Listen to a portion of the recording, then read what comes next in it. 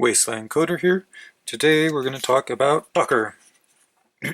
So Docker, if you're not familiar with it, is kind of, I'll say, the next evolution of a virtual machine. It runs what they call containers, and we'll see what those kind of are in just a little bit.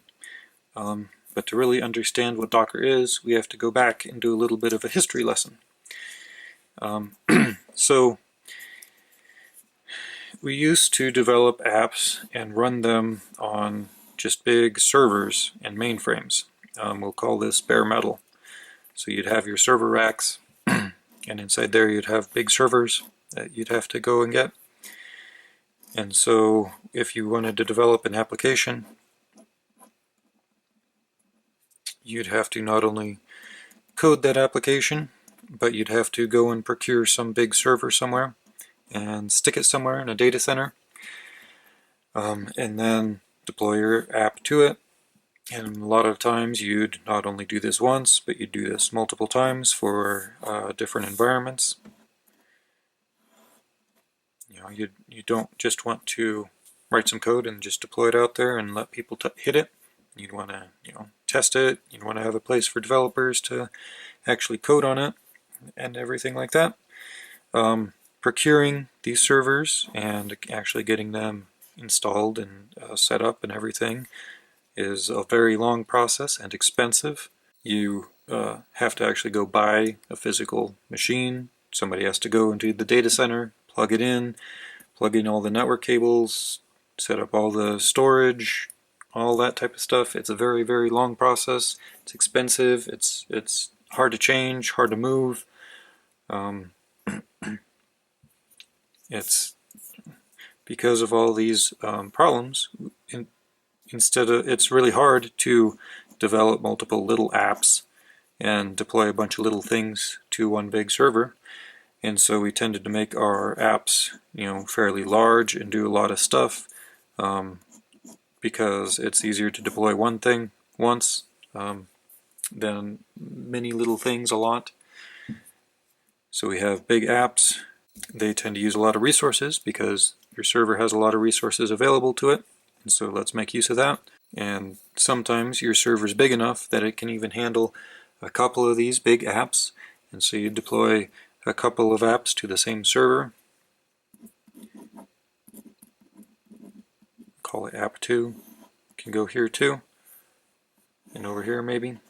Maybe this is production where they don't actually run together, but in QA or something they do.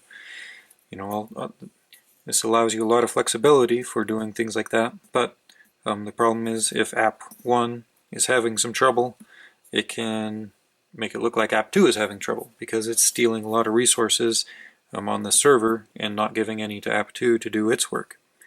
And so that's what we call a noisy neighbor scenario, where one application is basically stealing resources that were available to a second application. And so the next kind of evolution of this were virtual machines. VMware is a common tool, technology for creating and running virtual machines. And so what this does is it takes one server, we'll pull it out here, and it splits it to make it look like multiple servers. So instead of one big huge server, in this case we can have 4 smaller servers. And to app code, it just looks like a bare metal machine. It still has all of the network, CPU and RAM and everything. Draw a CPU and RAM and a disk, all that. It has an operating system and everything that you install and configure and set up and run.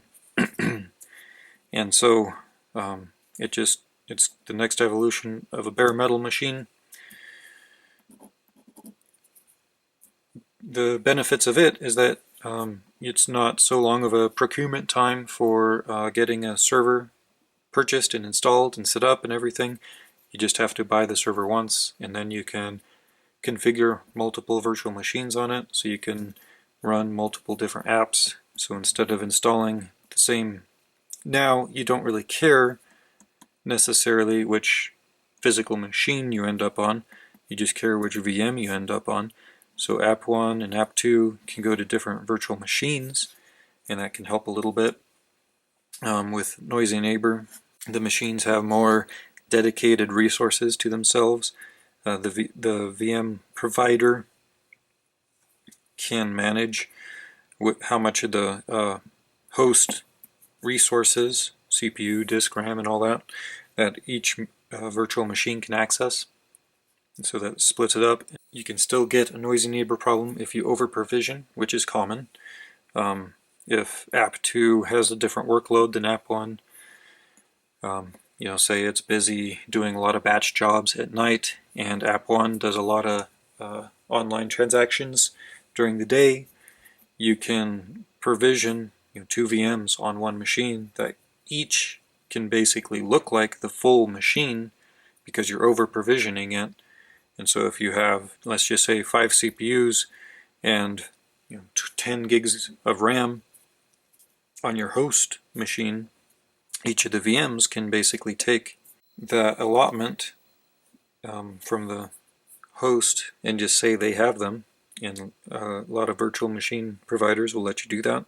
And that will work just fine unless both app 1 and app 2 now want to use those resources at the same time, and then you still have a Noisy Neighbors scenario where the virtual machines will be trying to provide those resources to the apps, but they can't because you're still limited at the host. On top of this, because these still have to have operating systems installed and configured and everything, it's hard for developers to get in and create virtual machines. Usually they can't do that. That's left for infrastructure or operations people to go in and actually carve up a machine into virtual machines. And so the developers don't have any real control over the operating system or the a lot of times the programs installed on that operating system. So if you want to update, say Java, that's a lot of coordination between the developers and operation folks. You have to go upgrade the code to the new version of Java, then you have to go install the new version of Java on the machine and have those release lockstep so that you're not stepping on anything and nothing breaks. And because you still have multiple environments usually, it's just a lot of work to get it up through the environments and deployed correctly and nothing going wrong at any of the steps. So Docker will come in and it's kind of the next evolution of a VM. And so inside of what Docker does is it separates the concept of images and containers. Just like VMs, you can have a VM image that you overlay and it will set up the, it defines things like the operating system and any packages that are installed and things like that. A Docker image does very much the same thing. You define the OS and what's installed and what's going to run and all that. The big difference is that Docker is designed for having a container that just really runs one process. And you get away with this by using Linux primitives. It uses C groups and namespaces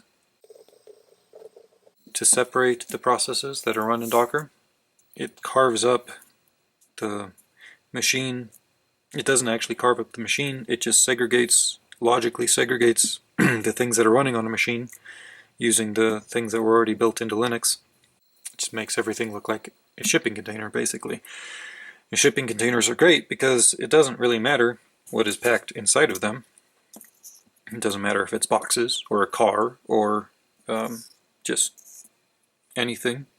It just all looks the same. And so you build the standard infrastructure to just handle this big container, and then you can move anything around as long as it can fit inside the container. And so with the Docker, you develop your app and you stick it in a container, and then you can deploy it to a server anywhere as long as it can run the Docker runtime, Docker engine. And you can deploy multiple ones. It doesn't really, it gives you flexibility over where you can deploy things and how you deploy them and everything. And again, it doesn't matter what's inside of the container.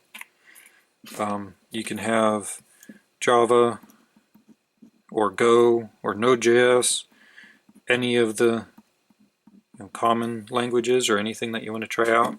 Just stick it inside of a container and or hand it off, or go run it if it's a DevOps, more DevOps operation. So this gives you a lot of benefits for being able to control basically the full stack that you care about.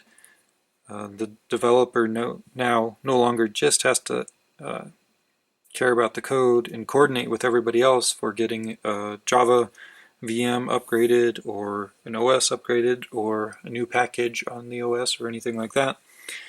The developer can control all of that now and package it in a standard container, and that is what goes up to operations folks or infrastructure folks or whatever to actually run.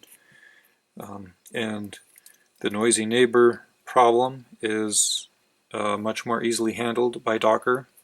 You can define resource requirements and limits for each of your applications. So you can say this app needs basically half a CPU and 500 megs of RAM. And if it tries to use more than that, Docker can just kill it, kick it out. And so if it's running on the same, if two containers or multiple containers are running on the same machine, if one tries to use more resources than it's allowed, it gets killed. The other one is unharmed. It can still run just fine with the resources that were allotted it.